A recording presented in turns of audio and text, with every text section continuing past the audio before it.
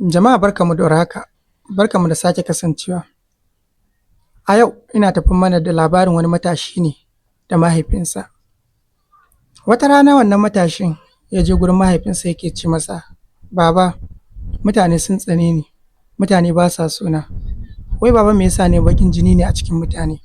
Duk inda na je ba a ƙaunana. Sai mahaifin yake ce masa, Yarona, zan baka amsar wannan tambayar taka, amma kafin nan akwai abin da nake so kai min. Bayan ka gama zan baka amsar.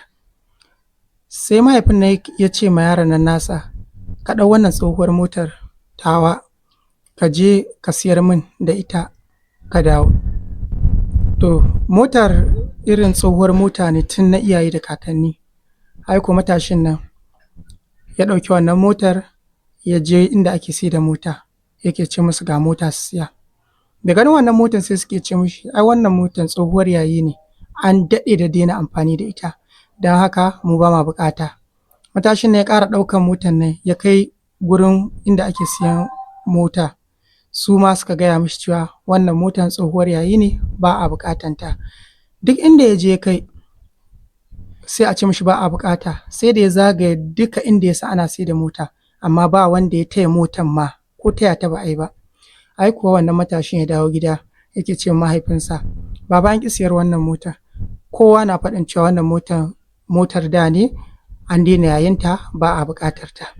Sai mahaifin shi yake ce musu, to yanzu abin da za a shi ne ka ɗauki motar ka kai ta gidan tarihi, wataƙila a dace. Ai kuwa da ya ɗauki motar na ya kai ta gidan tarihi, yana zuwa mai gidan tarihi nan da ya ga motar ya mai maraba, ya ce mishi nawa ne farashin motar. Da ya gaya mishi farashin ko tayawa bai yi ba, ya ɗau kuɗin motar ya bashi. Yana ta jin daɗi yake ce mai da Allah idan kana da wasu ma irin su muna da buƙata ka kawo mana nan. Ai kuwa sai koma gida ya samu mahaifinsa yake ce mishi ga ina an sai motar. Sai mahaifinsa yake ce masa, shin da ka kai musu motar sun taya? Sai ya ce a'a ba su taya ba. Shin da ka kai musu motar sun yi murna? Ya ce sun yi murna. Shin da ka kai musu motar sun siya? Ya ce baba sun siya, ga ma kuɗin. Sai ke ce mishi, to yaro na, wannan abin da ka aikata yanzu akwai amsar tambayar ka a ciki. Ya ce kaga waɗanda ka kai ma motar da farko suka ce ba sa bukata kuma ba su san darajanta ba, kaga sai ba su siya ba, sai suka nuna maka cewa wannan motar naka ba ta da daraja. Amma da ka ɗauka motar ka kai inda aka san darajarta, sai aka siya kuma aka baka kuɗi ba tare da tayawa ba, kuma har aka nema cewa ma za ka iya kawo wasu idan kana da shi. To haka zama da mutane yake. Idan ka ɗau kanka ka kai cikin al'ummar da ba sa buƙatar ka, ba su san darajar ka ba, to za su wulaƙanta ka.